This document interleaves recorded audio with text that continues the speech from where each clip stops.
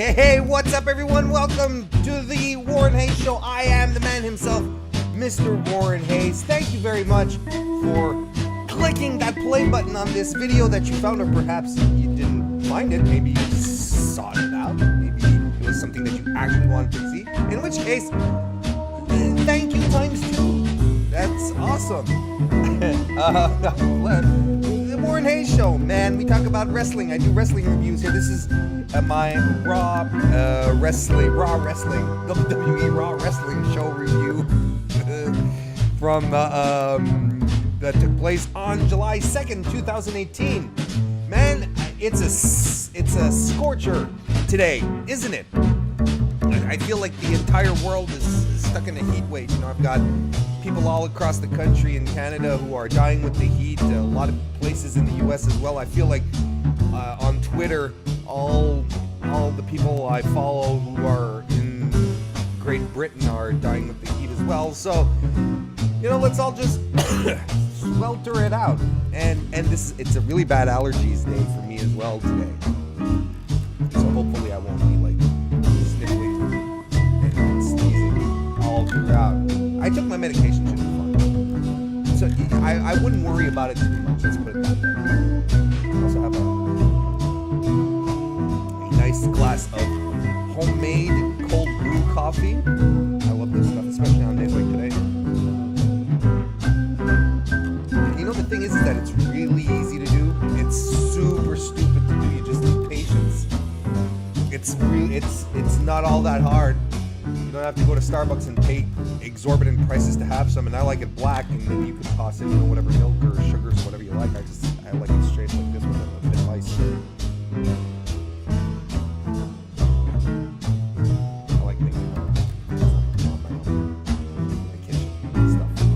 It's fun, but despite how much fun I have working around in the kitchen, we are going to be talking about wrestling right now. And just before we do, hey, you know, I did other reviews and stuff last week. You know, I did my weekly Raw and SmackDown reviews last week as well. But I also did a review of the UK Championship Tournament that WWE sponsored, plus they call it Night 2 of the UK Tournament, but it's really like an NXT Super Show, which I reviewed as well. Some fantastic wrestling happened there. It's something that you absolutely need to take a look at. And if you're not sure, well, why don't you let your good pal Warren give you all the reasons why you should watch it. And you can do that by watching that video, which is available on my YouTube channel. Wednesday nights after NXT, I do a live NXT review of the show, like immediately once the show is done. Boom! I'm there on Periscope. You can come and join, we chit-chat, you ask questions, give off your own comments. It's fun. It's a lot of fun. There's more and more interaction the more as the weeks go on, so it's a lot of fun. It's unlike this. It's not just me talking. It's me actually like interacting with them, so that's pretty cool. And just this week on Monday, you can also see me do a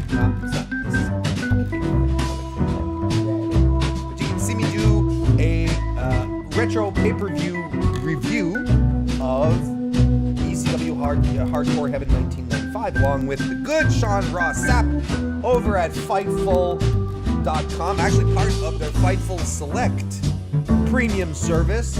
It's the kind of content that's added on onto the site that you can't access for free, that you have to give money. You have to give money to get more Warren Hayes in your life. Why don't you go do that? All joking aside, the Fightful Select service is a lot of fun. I've been subscribed for a while. There's tons of great content in there. Please go right ahead and chop down the money. Fightful is a great site for covering combat sports of all kinds. Lots of wonderful articles, great exclusives, really making a name out for themselves. Sean Ross Sapp, man, hardest working man in the business. And there's a reason he works so hard, and that's because it's a quality site, and it's not just because I'm involved. I'm actually very proud to be able to contribute minimally to Fightful.com. So go check it out and support the support Fightful.com by joining their Fightful Select service. You can join for very, very small amount of monies. Very, very tiny amounts of monies. So those are the plugs. I think I think that's where we're at. And obviously tomorrow I'll be doing my SmackDown review. G1 is this weekend, right? I don't think I'll be doing predictions for the G1. Quite honestly, I'm not too familiar with New Japan Wrestling as of yet. I'm getting there. I'm doing I have cursory knowledge of New Japan, but I couldn't talk to you about the wrestlers and their angles really in depth. But I'm getting there. I've subscribed to New Japan World. I'll watch the G1, of course. Maybe some reactions or stuff like that. But I don't think it'd be pretentious on my part to say, hey, yeah, let's preview these guys that I know barely nothing about, and that a lot of people online know a lot more than I do. I mean, I know. I don't want to get into that. We're going to talk about WWE Raw.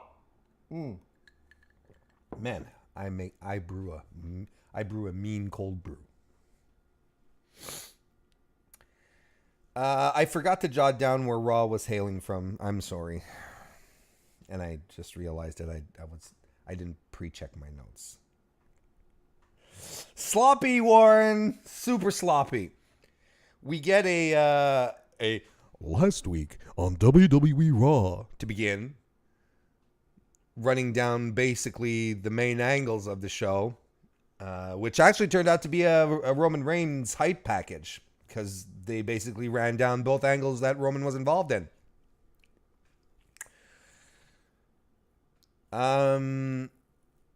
I have to ask though, and this comment, they added in bits from the commentary team, and when the Revival beat Roman and Bobby Lashley last week, I don't remember who on the commentary team, basically said, "What an upset!" Powering or I had a speaker that was still on. I forgot to turn it off. It's not just the disembodied voices in my house are telling me that my appliances are shutting down. Yeah, so basically someone on the commentary team said something to the effect that, Roman, what an upset. Or this could be an upset. Or I think it was, what an upset. The Revival have pinned Roman Reigns. And someone has to explain to me how a real legitimate tag team specialists, how tag team specialists beating two single guys is considered an upset. In all logic, it's the other way around. Should Roman Reigns and Bobby Lashley had found the means to work together as a cohesive tag team and go after the Revival, then perhaps, yes, that would have been an upset. But of course, in the mind of WWE Creative, anyone who beats Roman Reigns anyone going up against Roman Reigns is an underdog, except for Brock Lesnar, apparently. Anyway, that's the kind of it bugs me.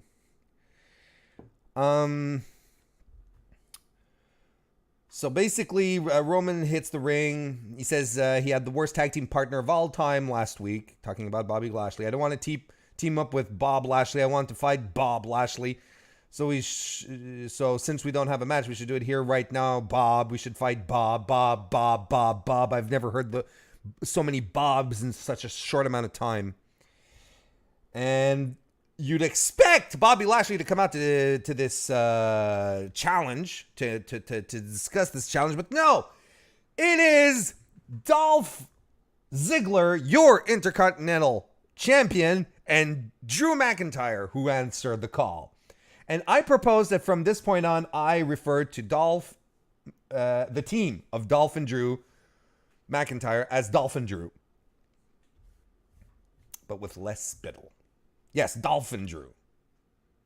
I think that works. Dolph has a mic. He says, Roman, you always make it about you. It's always about you, regardless. And Drew says, you always have to play the hero. You run out and you save your buddy. So, they're basically annoyed at Roman, so they're ready to return the favor for sticking his nose in their business. So they start beating the tar out of Roman. Seth runs into for the save to a huge pop. Just like these. Pop, pop, pop.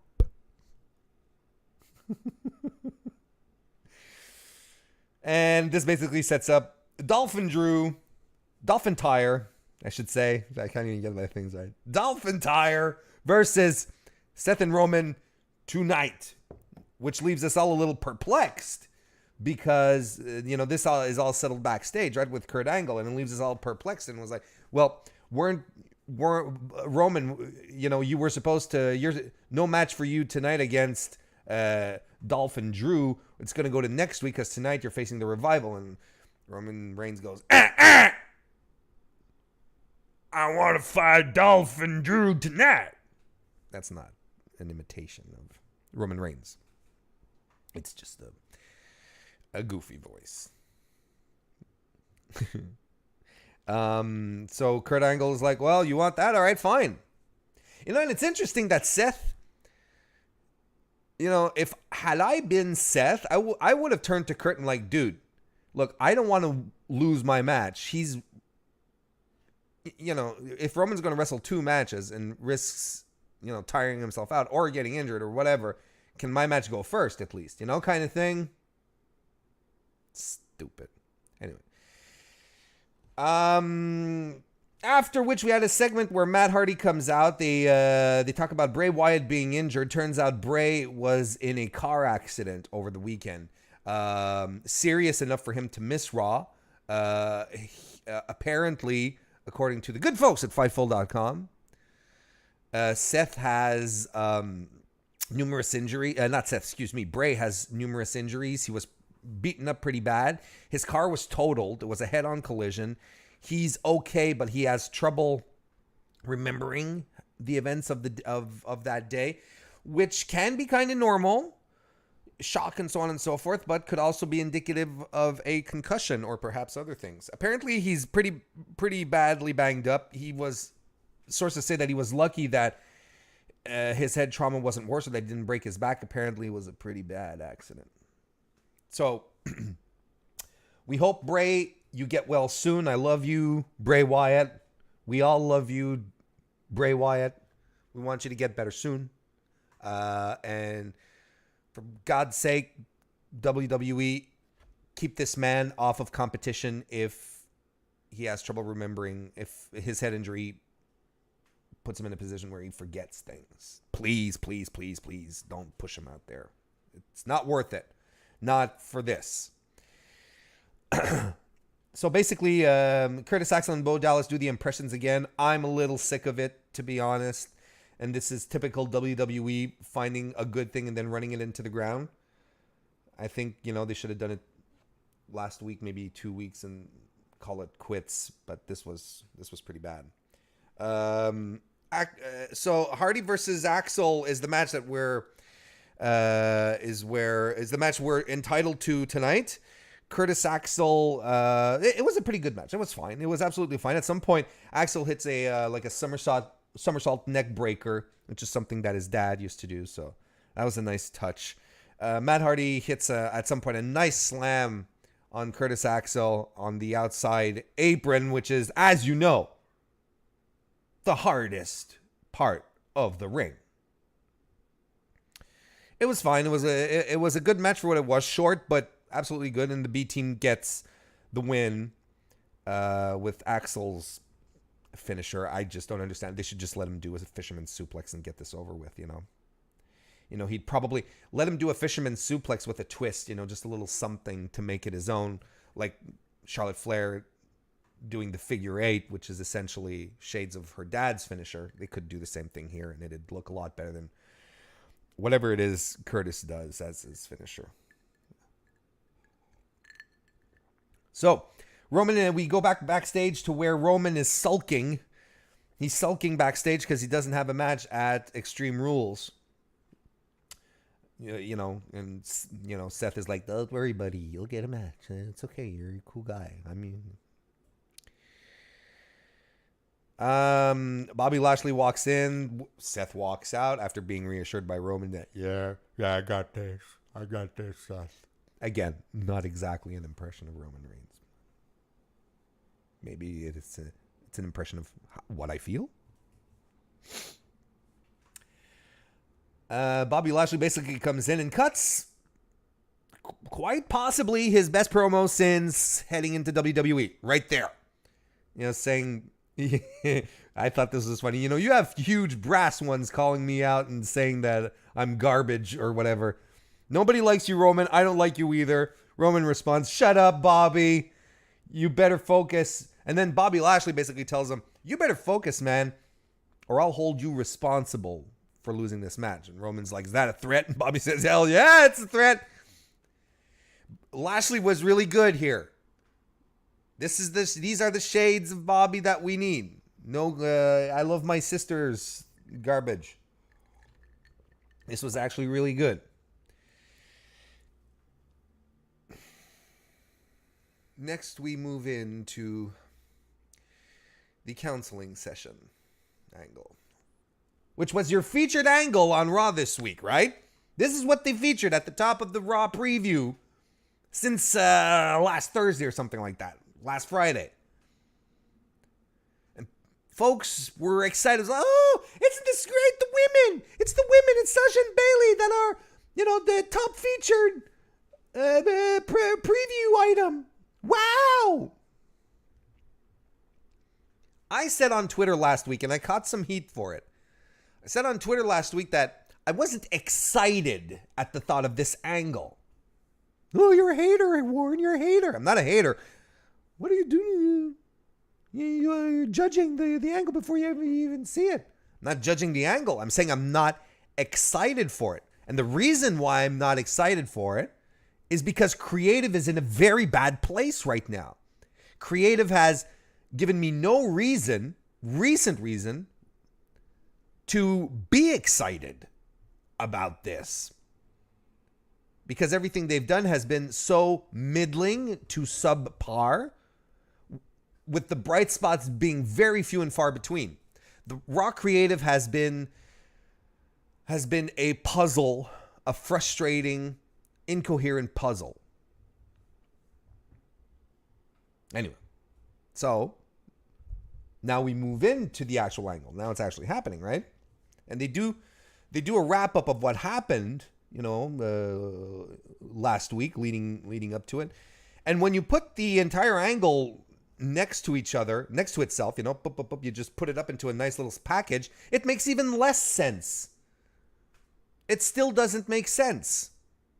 We're giving you one last chance. You go to therapy or you lose your job.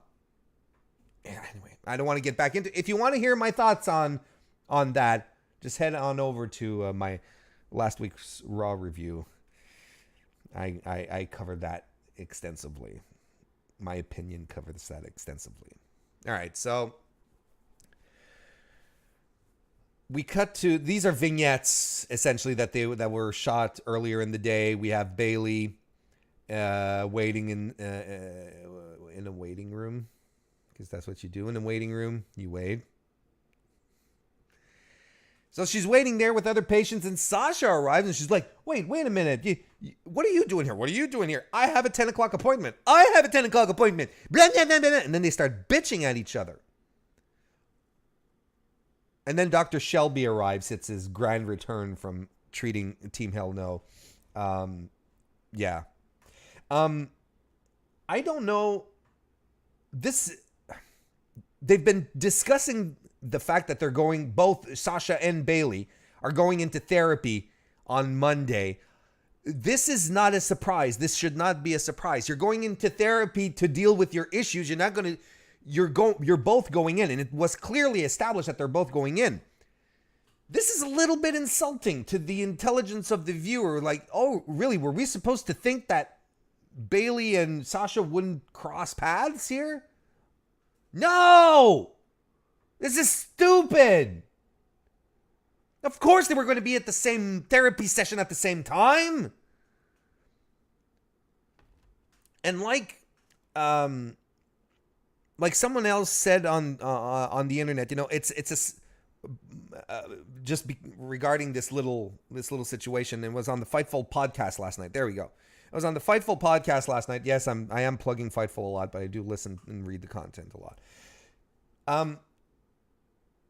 Bailey and Sasha not knowing, or at least, giving the impression to the audience that this was a surprise, that they were both scheduled at the same time. Giving the impression that this was a surprise is so little. It's minuscule. It's not that big a deal. But it's when you start accumulating all the little things then start piling up, and then it gets really annoying. And I'm on the verge of losing my mind in regards to this angle, because as we keep going on, it starts making less and less sense. And we'll keep, I'll give you more examples as we go along. And I'm having massive hair control issues this morning, folks. Maybe I should use some mousse. Anyway, right now, so basically they arrive, reveal that it's Dr. Shelby. I think pretty much everyone was expecting Dr. Shelby to be doing this. Yeah. So that was the introduction to the counseling angle. Next we have Authors of Pain in a match. In a real match, not a squash match, although you could argue it was a squash match against Titus Worldwide. Apollo looked really jacked last night. Bearded Apollo. I don't know if everyone's growing beards. Apollo's growing a beard. Tyler Breeze grew a beard. Beards everywhere, man. I wish I could grow a beard. This is about the extent of my facial hair right here. Well, no, it can go a little longer, obviously, but it doesn't it doesn't get full. It doesn't fill itself out. There we go. It doesn't fill itself out. It stays really spotty. I'm incapable of growing a nice, thick beard. I can't.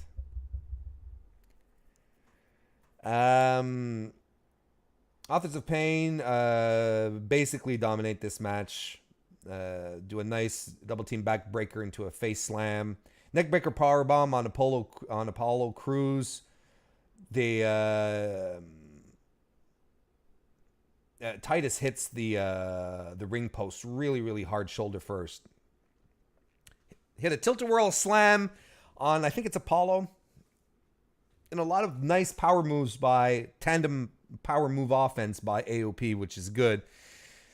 And then they end the match by using the last chapter, which is a dumb finisher. I don't like it. I think Authors of Pain should get a more...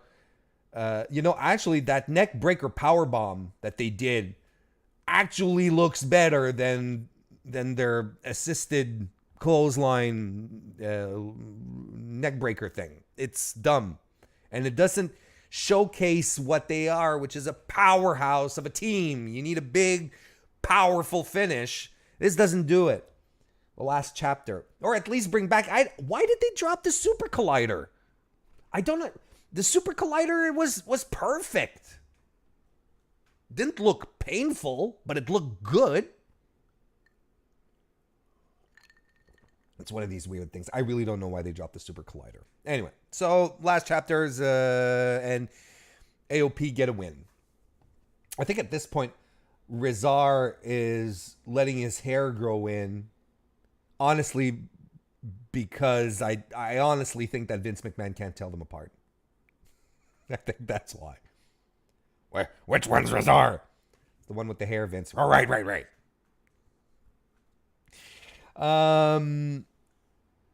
Kevin Owens arrives at the arena. He hits the car park, but doesn't go park his car with everyone else. Doesn't leave the keys to the parking attendant either. And he parks his car next to a porta potty. Man, what an establishing shot. They spend so much time keeping the porta potty in frame during these establishing shots. Golly gee willikers. I wonder what happens next. Wonder if the porta potty is going to be involved in any way. Next we have match of the night. Seth Rollins and Roman Reigns versus Dolph and Drew. Man, honestly, Dolph is so fired up. You know, we crap a lot on Raw recently, but Seth, Dolph, Drew are part of Braun, Kevin Owens. These guys are all part of the reasons we're watching Raw these days, and that make it so much fun. And it's fun to see Dolph fired up like he is. It's great. I honestly think as wrestling fans, motivated Dolph is a good Dolph. It's a Dolph where we all win. We all win. So Seth and Dolph start off this match. Drew, they actually go to the groundwork first, and commentary mentions that Seth maybe shouldn't try to challenge Dolph so much on the mat because he's such an accomplished amateur wrestler. You know, the amateur wrestling background in WWE is always that fail-safe when you try to put over a wrestler that doesn't have maybe all the credentials that you think he has to really be put over on his skill alone. And there's so many of them now. There's like between Chad Gable and Shelton Benjamin, who's, my God, Shelton, he's in his early 40s now or something like that, or late 30s, early 40s, and we're still talking about his amateur background. Same goes for Dolph. We don't have to talk about Dolph's amateur background anymore. He's a former world champion. He's a former IC champion. He's a former US champion. This is what we should be focusing on. Never mind everyone seems to have in WWE these days. They seem to have an amateur background that has to be pointed out the minute that they go on the ground. Oh, he's on the ground because of the amateur background, one of the best. Oh my God. Some point, Drew comes in and he starts using his power moves on Seth. He blocks a hip toss by Seth and flings him across, which was pretty cool. Eventually, Roman comes in and he locks up with Drew, and Drew overpowers him into a corner. Roman fights back, but Drew eventually flattens Roman with a hell of a headbutt. Headbutt is making a comeback, guys. I'm not sure it's a good thing. We'll have to, it's this hair here. There we go. Try to tuck that in. Yeah, the headbutt's making a comeback. I don't know how I feel about that. Anyway, I'm still very much against diving headbutts. I think Lars Sullivan should stop using that. Super kick and Dolph gets a super kick on Roman as well. And then he's in the corner. Spot of the night. Roman is in the corner. Dolph runs into him, jumps to splash Roman. Roman hits him with a hell of an uppercut that sends Dolph flying to the back. Beautiful selling on Dolph's part. Perfect timing on both guys. That was amazing. Definitely spot of the night. Roman finally gets the hot tag to Seth, and Seth is a house of fire. He takes out Drew with the suicide dive. Drive-by. Roman hits a drive-by on Dolph, who's on the outside. Seth goes to the top rope, hits the frog splash on Dolph, but Drew breaks up just before 3. Dolph and Seth do the roll-up spots again, and eventually Seth does a top rope dive to the outside on both Dolph and Drew. And that takes us to commercial. Back from commercial, Ziggler has Seth in a sleeper. And this is the part I really liked. They're trying to, through this entire sequence here, Seth, yeah, that's it. Seth is trying to get the tag over to Roman. Seth is your baby face in peril, but like you wouldn't believe, right?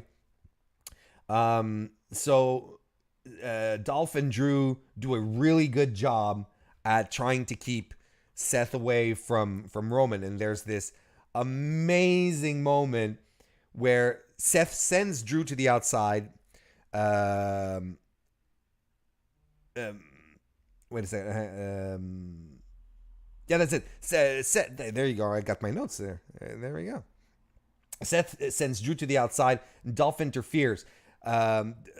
Like they do everything to try to try and keep the hot tag to Roman from happening. Even at some point, Seth gets the upper hand on Dolph, who's in the ring, and he's crawling to get to Roman, and the crowd is alive for this. Wow, the sun just disappeared. That's weird, man. Wow, everything got really dark all of a sudden. There we go. Now we're coming back. See. So at some point, this was the story for the second part of this match. Just trying to get to Roman. There's this amazing hot tag miss where Seth is in the middle of the ring, just dispatches Dolph, crawls to get Roman. The crowd is nuts, going absolutely bonkers. They want this hot tag to happen. And just as he comes in to dive to get to Roman, Drew grabs Roman by the leg and tosses him off the apron. And the collective shriek in the audience was like, no, my God. It was a really, really well-booked, well-paced match. I don't know who did it yet as the time I'm recording. $10 says it's Tyson Kidd. This was really, really good. And the crowd was super into it. But, eventually Roman never really gets a chance to get the hot tag because the Revival run in and force the DQ by attacking Roman. Then all the heels beat up on the baby faces. We get the zigzag claymore on Seth. The Revival hit another Shatter Machine on Roman. This was a good match. I enjoyed this. This was the part of the show that I really enjoyed the most. I thought it was really well done, well booked, and everything was credible. The run-ins were credible. It made sense for the Revival to come and mess up Roman before their match. This all made sense. And again, there was talk last night about how awesome it would be to have Dolph, Drew, and the Revival as a stable. And it would be amazing. Like, those guys literally could run roughshod. Like the main roster version of Undisputed Era. I would buy into that. It would be great. Backstage, Kurt Angle is talking with Kurt Angle. You need to do something about Braun. And here's the part where, Kurt Angle as a general manager right now on Raw has absolutely no credibility. What does he dare say to Kevin Owens here? When Kevin Owens says, you got to do something with Braun, you got to talk to him, you've got to make sure he doesn't come after me. What does Kurt Angle say to Kevin? We on Raw, we settle things in the ring. That's a lie. A lie. Liar. Liar, Kurt Angle. Lies. Because sometimes you send wrestlers to counseling. No. And right here, this is one thing. But then look at the preferential treatment he gives Roman over Kevin Owens. Kevin Owens has a legit... Again, this is the beauty of Kevin Owens' heel character.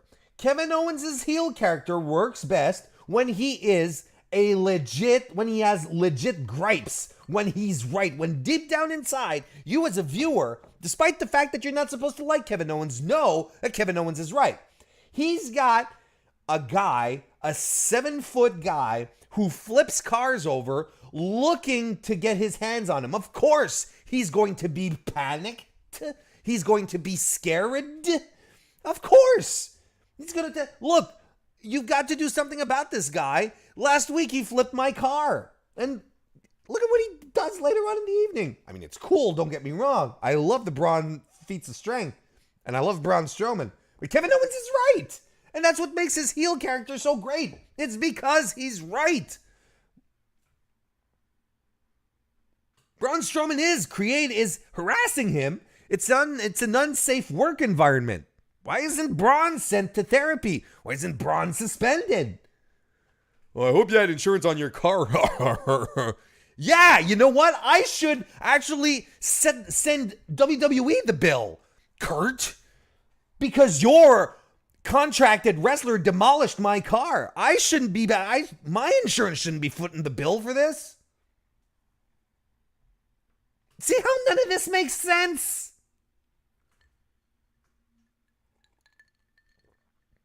I'm getting excited, aren't I? This is dumb. And you see, so Kevin wants Kurt to do something about it, and Kurt is like, no, you're gonna fight Braun tonight. And earlier in the evening, Kurt tells Roman Reigns, no, Roman, you already have a match tonight. You're gonna get dolphin tired next week. Roman goes, no, Kurt, I want them tonight. And Kurt goes, fine.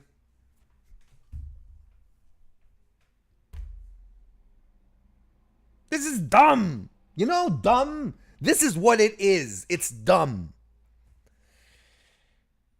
And Kurt Angle has no credibility as a GM. He's obviously playing favorites. And I get it. He's the babyface GM. So, of course, you know, he's going to be a little prissier with the heels. But when the heels are right, something needs to be done.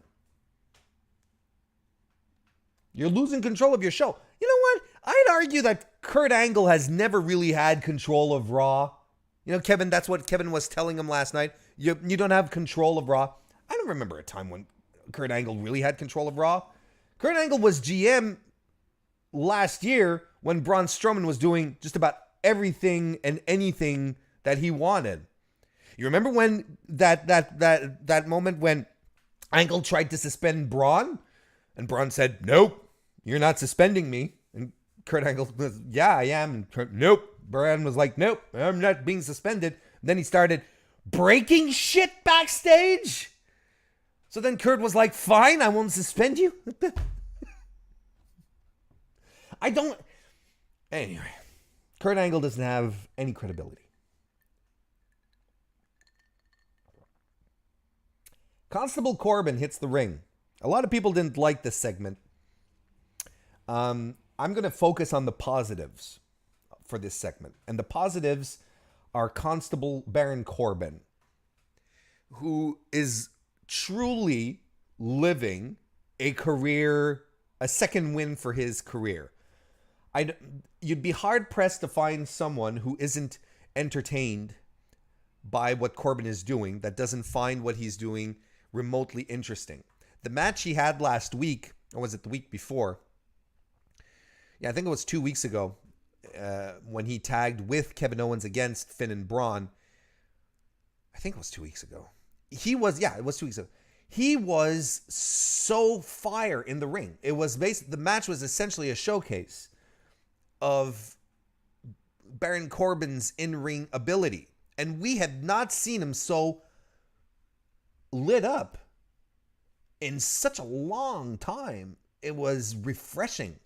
Reminded us how good Baron Corbin can be. You know, let's not forget, he came up through NXT. It was working for him in NXT, but changed his look, gave him direction. He's a guy, he needs his direction. This is working perfect for him. I thought his introduction to the segment here where, you know, again, he, announced me as Stephanie McMahon's personally appointed Constable of Raw. You know, and he's going, I'm here to help, you know. There are superstars. I'm here to help superstars achieve their full potential. But there are stars that are too proud to accept my help, such as Finn Balor. Now, when Finn hit the ring, here's the problem. This is where the segment started going a little downhill. It was when Finn started trying to be funny with TGI Fridays references again. How about that haircut you have, Baron? Are you kidding me? He just shaved his head. Do you not remember the haircut he had before? Now you would have had material to work with. I mean, it's just lazy. So lazy, sloppy writing. God bless Finn Balor for putting up with that. But still, Baron made it fun. Before Finn hit the ring, he was saying, he was showing footage from the match last week, where he grabbed Finn off the apron, and he dragged him out of the ring. He grabbed Finn and dragged him out of the ring, and then they started brawling up the aisle. And, he said, I pulled Finn from the ring to discuss strategy. This is good. This is a good heel character, and it's working perfectly for Baron Corbin right now. It's Finn. It doesn't work. He does the disingenuous apology stuff. He takes shots at the vest, his haircut. I've discussed that. Yeah, so basically it ends with Corbin cheap-shotting Finn, but Finn retaliates, and then that's where the segment ends. The main problem here is again Finn trying to be funny when he could be smarmy, and I'm sure that he'd come up with better lines than what creative has been dishing out over the past few weeks. It started off really, really strong and ended a lot garbage. And that's disappointing. And it's disappointing for Finn too. It's not just for the whole thing. Obviously, we're looking towards Baron Corbin versus Finn Balor, which I'm okay with. This should be a fun match. These are two guys who can go. Just motivate them into doing something. And I've said it before, the baby faces smile too much. Like Bobby Lashley when he was taking his crap from Sami Zayn a couple of weeks ago. He'd just stand there and smile, like, oh yeah, this is cute, yeah, this is funny, with the sisters, instead of getting mad. Why didn't Finn just show intensity? Everyone's so mellow. It's not what we want. We see Elias backstage. He's when Sarah Logan and Liv Morgan and Sarah Logan come up to him and say, hey, are you going to play for these people out here tonight? And Elias goes, for these people? No, but for you too? Yeah, so he starts playing for Logan and Morgan, who then proceed to tip shit over. Ruby Riott is injured too. She was injured at a live event over the weekend. She has an MRI scheduled this week. That's not necessarily good news. Which sucks because Ruby Riott is really good and she's been tearing it up at every opportunity she's been given since going up to Maine. It sucks. There's an injury bug going around there in WWE. I don't like it. Anyway, this sets up, we head on over. It doesn't set up anything. This segment doesn't set up anything. Liv versus Ember Moon is our match. Ember Moon is over, if you ask me. But the match has practically no heat. Ember, to start with, has a great sequence at the start. She goes from an armbar into a leg sweep. That was pretty cool. Pin for 2, but Liv kicks out. Liv looks really good in this match. She gives Ember a noogie, which I thought was pretty funny. Liv did a really good job in this match. At some point, Ember tries for an ankle lock, which is interesting. I think the last time I saw her try submission moves is when she fought Asuka at Asuka's last NXT match. So Ember tries for an ankle lock. Liv squirms out of it. Hits a big enziguri on Ember. Like, really well connected. Nicely done. But the match ends with Ember hitting the Eclipse on Liv, who sells it beautifully. What a beautiful sell by Liv on this one. Top 5 Eclipse sells. Number 1 being Mickie James from a couple of months ago, I think, at Ember's debut, actually. It was beautiful stuff. Well done. Fine match for what it was. It was okay. Nothing to complain about. We're back to counseling. Dr. Shelby is disheveled. And Sasha says, this is not working, echoing exactly my own feelings here. Dr. Shelby says that, okay, we're going to play honesty theater, where you're going to pretend to be I'm going to ask you a question and you're going to pretend to be the other. And they impersonate each other in the most in the most elementary, basic levels.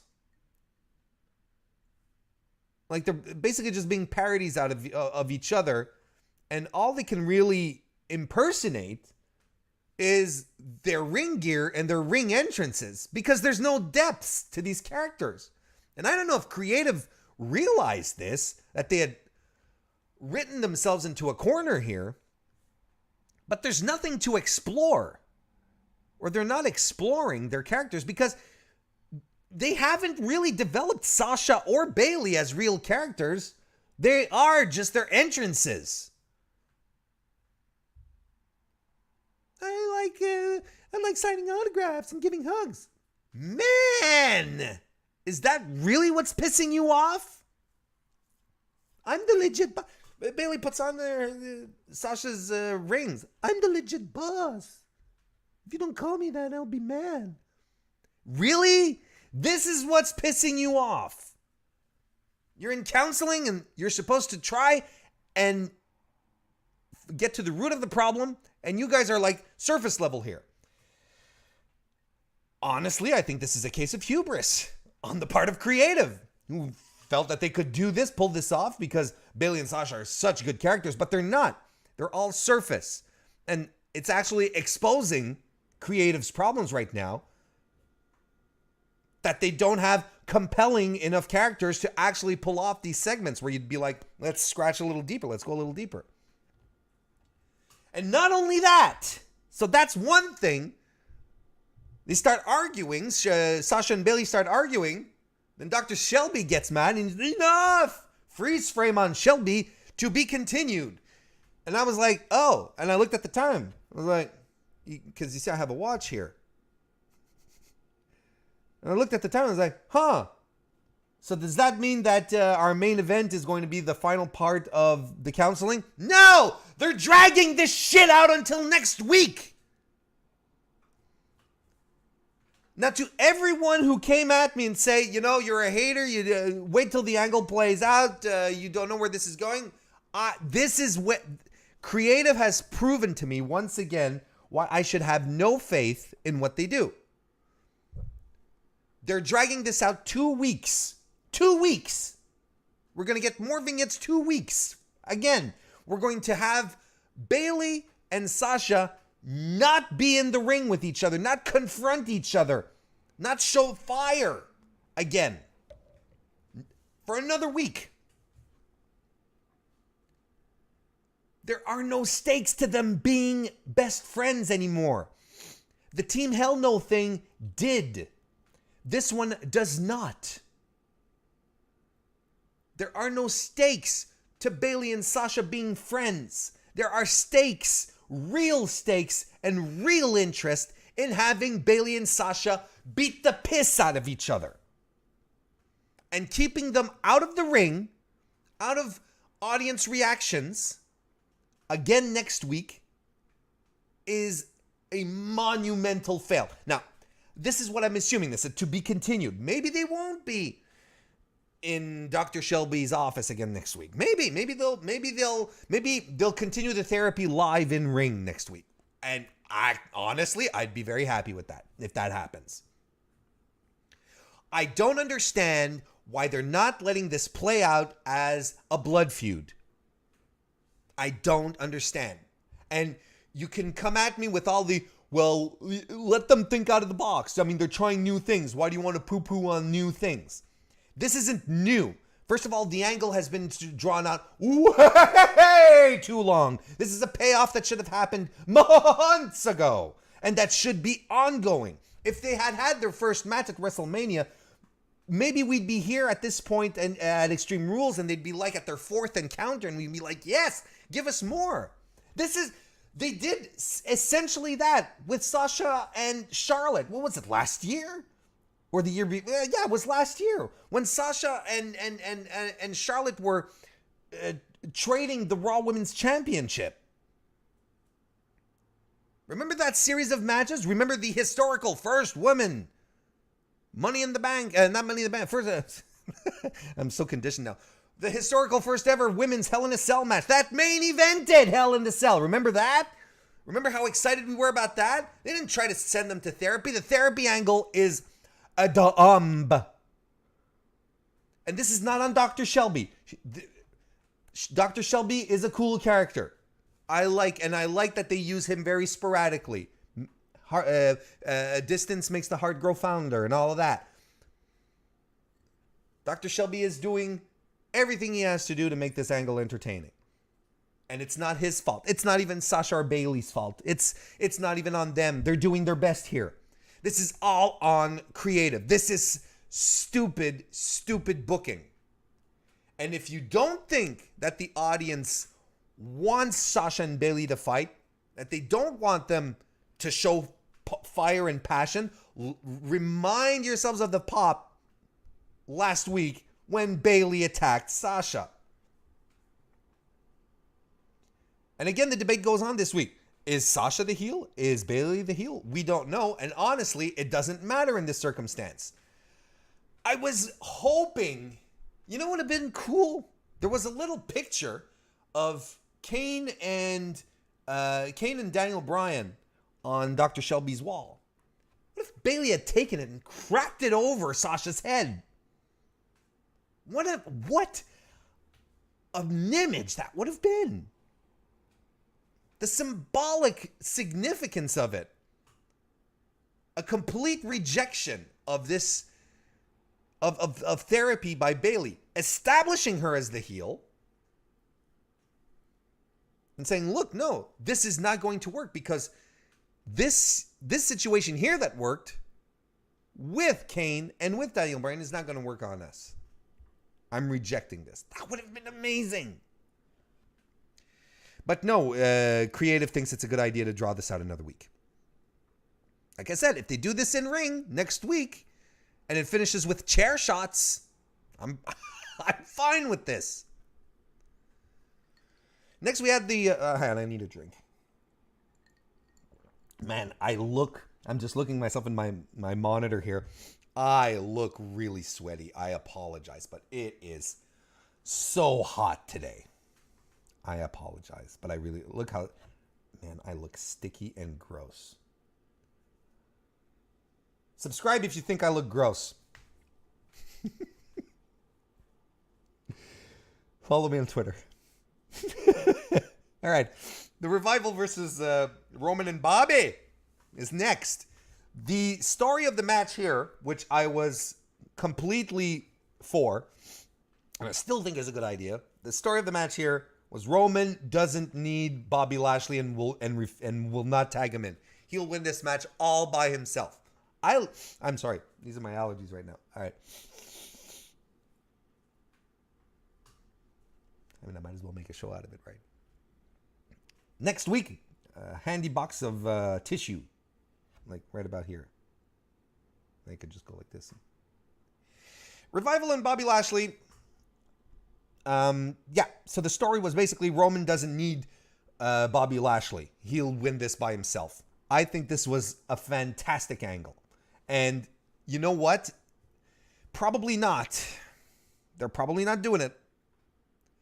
But this is the kind of heel shit that Roman needs to pull to make a convincing heel turn. Bobby Lashley as your big badass babyface works for me. Roman is being a dick. And it is all about him. Roman was a complete dick in this match and I liked it. I think this was great.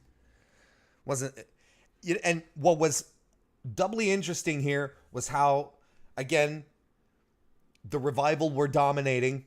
I hate that commentary was like, but look at the Revival. They're dominating Roman. How surprising is that? It's not surprising. It's not surprising because the story here is that you have tag team specialists against two guys who don't get along, two singles wrestlers who don't get along. And one of these two singles wrestlers has decided to go at it alone. So, of course, Dash and Scott are going to be all over this. Reigns is your babyface in peril for all of the match. The Revival work on... Scott Dawson is really good, right? And so is Dash Wilder. Both of them. And Scott has Roman in some leg scissors at one point. And again, does the rubbing of his forearm into Roman's face. And that always looks brutal. Looks really good. And Roman does a good job selling it too. So Roman doesn't want to tag Bobby in. The Revival worked on Roman's ribs for the match, so keeps him from doing some power moves, tries to lift. He can't do it. He sort of buckles over. Lots of situations for hot tags, but Roman is having none of these hot tags, and Lashley is pissed. Then at some point, Bobby Lashley comes in, starts hitting spine busters on the Revival, gets back out, clears the ring essentially, gets back on into the apron, and is like, dude, here, tag me in. I just got rid of everyone. And he begs Roman for the tag. Roman's having none of that. Now the match ends when the Revival start double teaming Roman, and the ref calls the DQ because they were double teaming over the 5 count. And again, this bothers me. It bothers me because in any other circumstance, I would enjoy this finish, but there's one detail that bugged me about this finish, and it's how quickly it went to a DQ as the Revival were double teaming Roman. About 30 seconds previous to this, Bobby Lashley came in illegally and hit spine busters on both members of the Revival, on the legal man and the other guy. And the ref didn't even start a count. The ref was just like... But then, your legal man plus his partner start a double team effort on Roman Reigns, and immediately the ref starts counting 1, 2, 3, 4, 5, ding, ding, ding. Fast counting, and immediately starts counting. He doesn't even do the usual warning. It's like, hey, break it up. I'm going to start counting. 1, 2, 3. You know that? He just started counting straight off. This is the kind of booking nonsense that makes me mad. And that really bothers me because at some point, WWE has to understand that the average viewer in 2018 is much smarter. And I'm not talking smart in the sense smart to the business. Just overall more in tune with discrepancies like this on TV because of all the media we've consumed over the past few years. In the late 80s, when there were still only three broadcast networks and cable was barely popping in everywhere, you could get away with this stuff because people weren't paying attention as much. Now with social media, with fan forums, with guys like me doing reviews and talking about what they're seeing and pointing out these details, WWE has to realize that their audience is smarter than they let on, and they will notice this stuff and will eventually eat at them. Like, no, this doesn't make sense. This is starting to bug me. Like when you watch a really good television show that you really, really like, and once you get to season 3 or 4, things start falling apart and stop making sense. And you're like, oh, man, this was so good back in season 1, or season 2 was the best season. Season 6, man. You know Dexter? You remember Dexter? Right up to season 4, Dexter was work of art. It was pure genius. Everything came apart when his girlfriend was killed in the bath. Spoiler alert. I should have said that first. Anyway, if you haven't watched Dexter at this point, you're never going to watch it, so it's not much of a spoiler. But that's the point. And this is annoying because it's this kind of booking that doesn't make sense. And you see, that was my main gripe with Ciampa Gargano 2 in Chicago for the finish. Johnny has Tommaso Ciampa in the Gargano escape, if I remember correctly, in the middle of the ring, like after all the spots and the sitting on the road cases and all of that.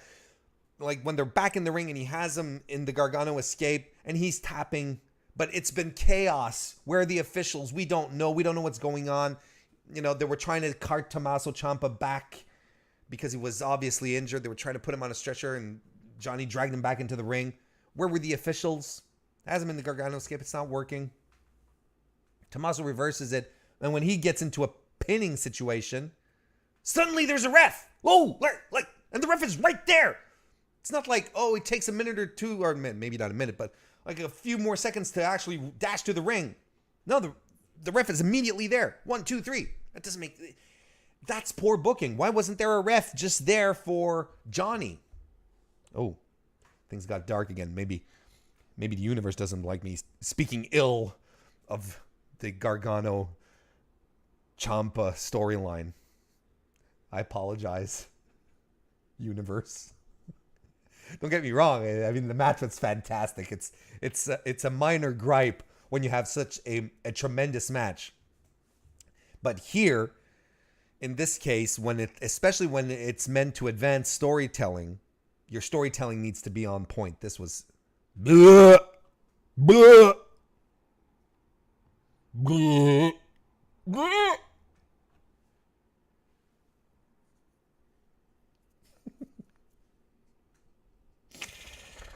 Oh, man. KO is backstage again, and he's pleading with Kurt Angle to not make the match happen. And KO's like, you can fix this. Do you like Shania Twain? I know Shania Twain. She's a friend of mine. I could hook you up with tickets. You could go on with your wife on a date. I'll babysit your kids. And Kurt's like, oh, you're still having the match. And KO says, fine. You don't deserve Shania tickets anyway. And he walks off. Thank you, Kevin Owens, for carrying us through these Raws. He's a blessing. And I'm really enjoying his program with Braun.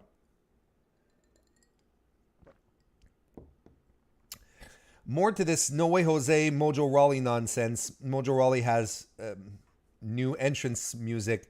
And for a guy who last week who was saying, I'm not hype anymore, I'm focused. No more hype, I'm super focused now. He was pretty hype at his entrance. Anyway, this is your Extreme Rules pre-show feud, ladies and gentlemen. Look, Mojo Rawley is getting better and better on the stick, but he's just as plain Jane in the ring as he always has been.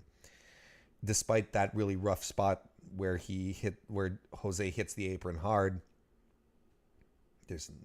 I'm not interested. And here's the thing. They had a match scheduled, right? The ref was in the ring. Again, here's another thing. Here's something else. God damn it. Angry old guy.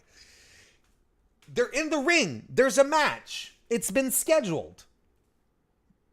No Way Jose's in the ring. Mojo gets his full entrance. He comes to the ring. He picks up a mic. The ref is there. He says, rematch? No, man. No rematch. Basically doing the same shtick as he did last week.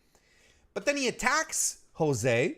Why didn't the ref, who was there in the ring, call the start of the match?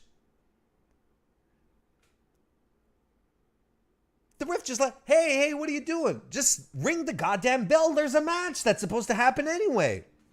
Again, does not make sense.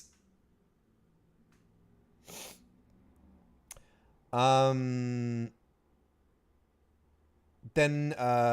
clip of Ronda Rousey, who had done WWE.com interview, basically saying, despite the fact that I'm suspended from Raw, I'm not suspended from Extreme Rules. I'll even buy a ticket and be there ringside.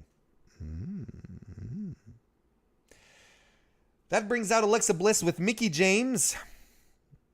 And Mickey James has a match against Nia Jax. Nia has a mic when she comes out. She says, when I beat you at WrestleMania, I thought I was done with you. I wasn't. When I beat you at Backlash, I thought I was done with you. I wasn't. And now, again, I'm still not done with you. I am sick of you. She's talking to Alexa, of course. Alexa Bliss. With Ronda Rousey sitting at ringside, this will end. Suddenly, she's counting on Ronda to have her back. Weren't they just in a feud? Are they friends now? Again, this is not making any sense to me. They wanted their feud to be so intense and harsh. You remember how they were talking about the intensity of this feud, and when Nia was feuding with Ronda Rousey, how intense the feud was, how tense these moments were. There was nothing tense about it. It wasn't properly built. And good, they had a good blow off. Anyway. And I just talked to Kurt Angle. And Nia says, and you know what? I was just backstage talking to Kurt Angle. And Kurt Angle told me that our match at Extreme Rules will be an Extreme Rules match. Gee Willikers. As Master Shake in an episode of Aqua Teen Hunger Force once said, it's probably obvious day at camp stupid. It was extremely anticlimactic. Anyway, so she brings out Natalya for backup for some reason. And there we go. So we have a match. Basically, the match was Mickey James working over Nia's leg, which was phenomenal. And Mickey James did an amazing job here telling the story of this match. And she worked the leg really, really well. Kicks and leg locks. She really added a level of depth that I wasn't expecting for such a throwaway match, really. End comes when Nia catches the Mick kick and nails her with a really severe powerbomb. That looked really good. Natalya takes out Alexa, who was running interference. Samoa drop on James for the 1-2-3. Nia wins, leading into next week, which will be, it's the send-off. It's a go-home match next week. Go-home show. Anyway, this was better than what I thought, mostly because of Mickey James. And, you know, I, like many people, feel like Mickey James deserves another run at the title. And, you know, I use the word deserve. But then again, I'm also a proponent of the fact that wrestling is not a meritocracy. No one deserves anything. But I think Mickey James should be up for one last run with the World Championship belt. She's too good. She's better than most ladies on the roster right now.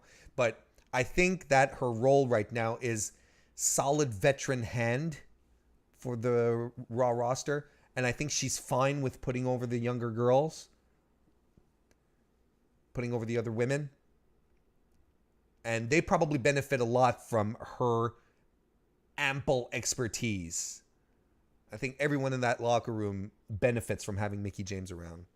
So maybe it's not as much as her actually getting over and winning matches and winning titles as much as what she's contributing to molding and helping the Raw women's roster right now. And I think she's okay with that. I think she's okay with this role. Kevin is backstage doing Shanti with Jinder Mahal, and this is, I fear for Jinder.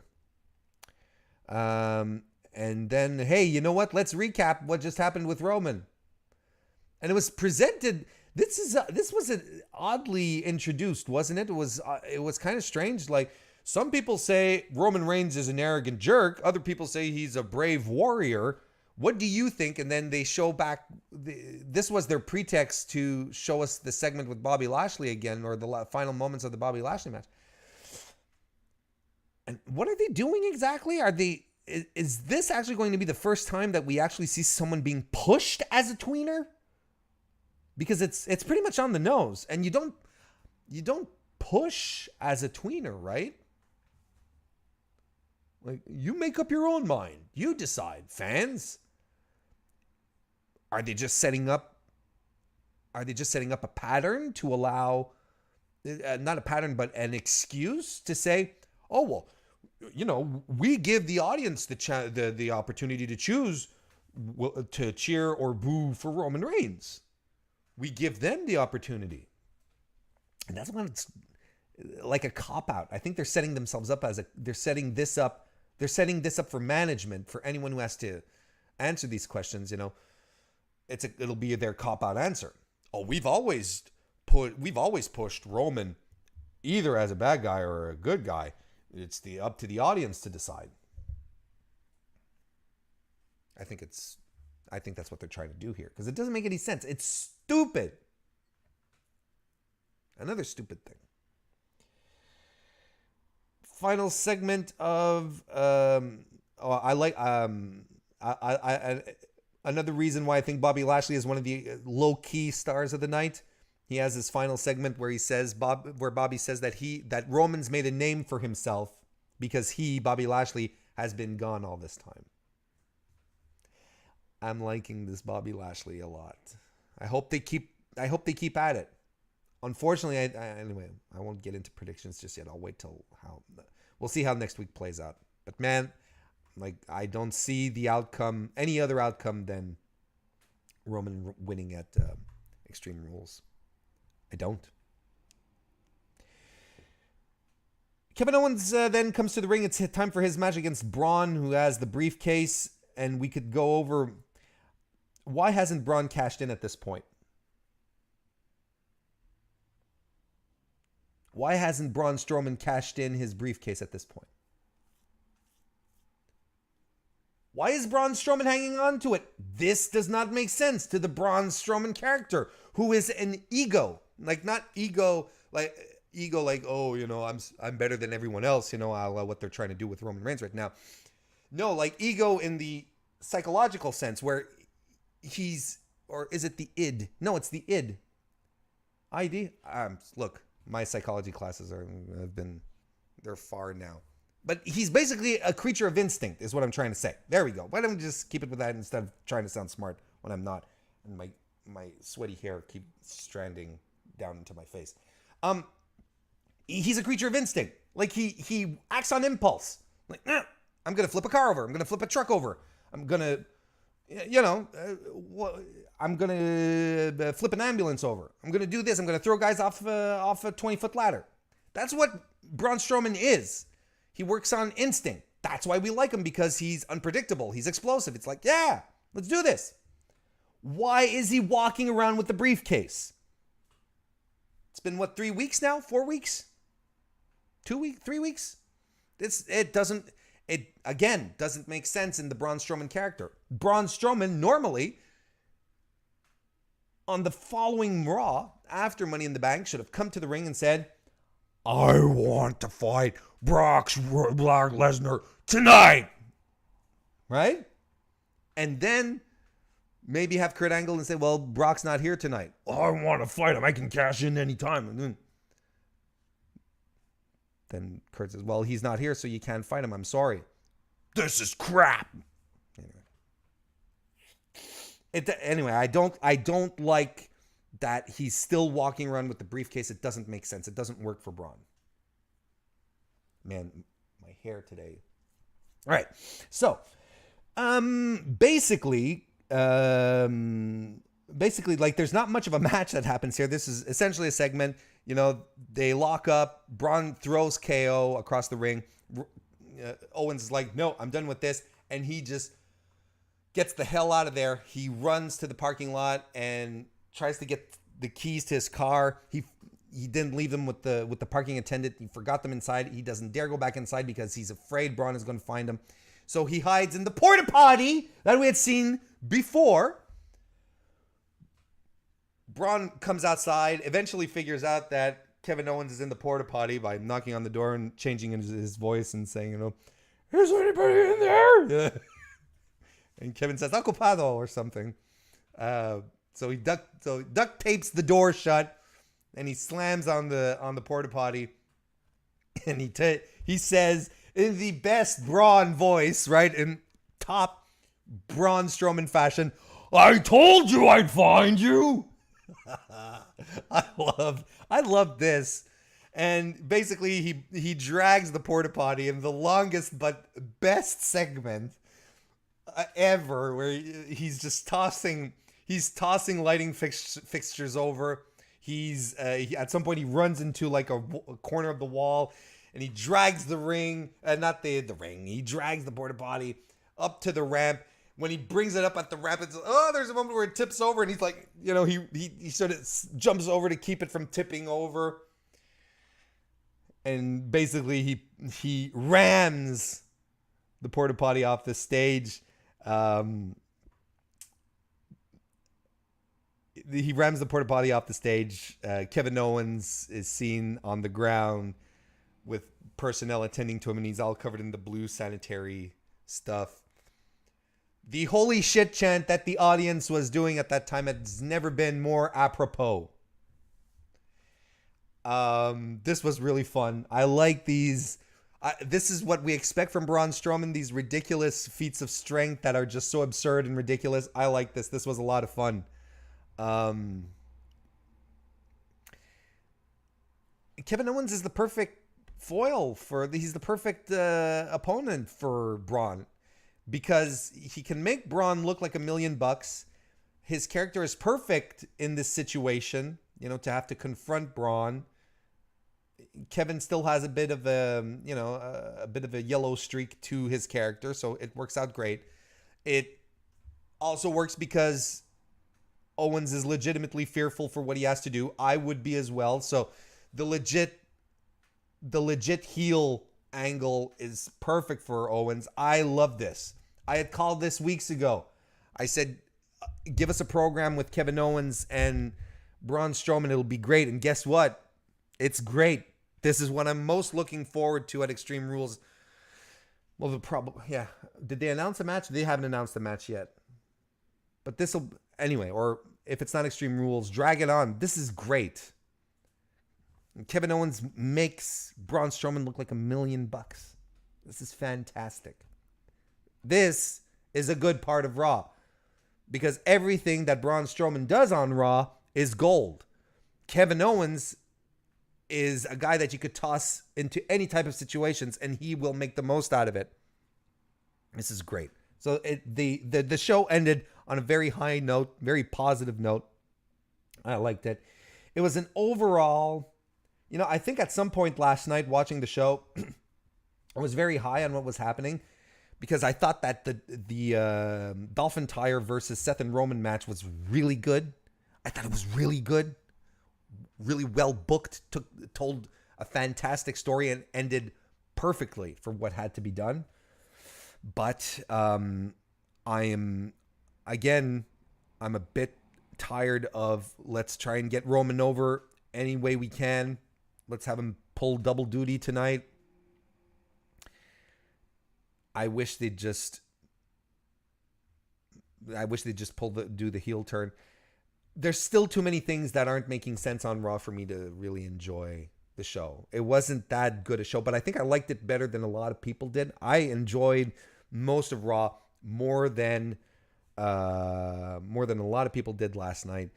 But the stuff that didn't make sense, and the Kurt Angle is weighing me down, not making any sense from week to week. There's no consistency to this character or his GM decisions. It's just really, really frustrating. I thought that they set up interesting ideas, but creative brings everything down. I'm done with the B team doing impressions. I think it's stupid at this point, and it's been played out. I feel like, listen, I don't think I have to reiterate on what I feel about the counseling angle. That's just a terrible. I also, what they're doing with Finn, with the Baron Corbin stuff. I think, what creative is preparing for Finn is just terrible. Not making it work, man. It's just not working. It was a very, very middling episode of Raw. I liked it better than last week's Raw, which I thought was just filler and absolutely nothing. But it's not saying much. It's just there were things that were legitimately entertaining. There were really things that were legitimately entertaining. And no, I don't think that the counseling angle is going to work out because I have no faith in creative at all. There you have it. That's my review of the July 2 edition of Monday Night Raw. What did you think? Why don't you seek me out and let me know? You can put comments on the YouTube channel here. Sure, why don't you? Go right ahead. Just type a little something. Just go ahead. Or even better, you can come and find me on Twitter at Mr. Warren Hayes. That's a place I hang out a lot at. And I have fun chit-chatting as well. Why don't you go do that? I'd love to hear your thoughts on last night's Raw. And be sure to join me again tomorrow for my SmackDown Live review. Hopefully SmackDown will be back on its feet because last week it wasn't very good. But I'm hopeful that tonight it will improve and will make us all believers again. Not that I've lost my belief, but anyway. You know what I mean? Come back and see me tomorrow for my SmackDown review. Thank you very much for hanging out to the very end here of my Raw review. And you know what? I will see you next time.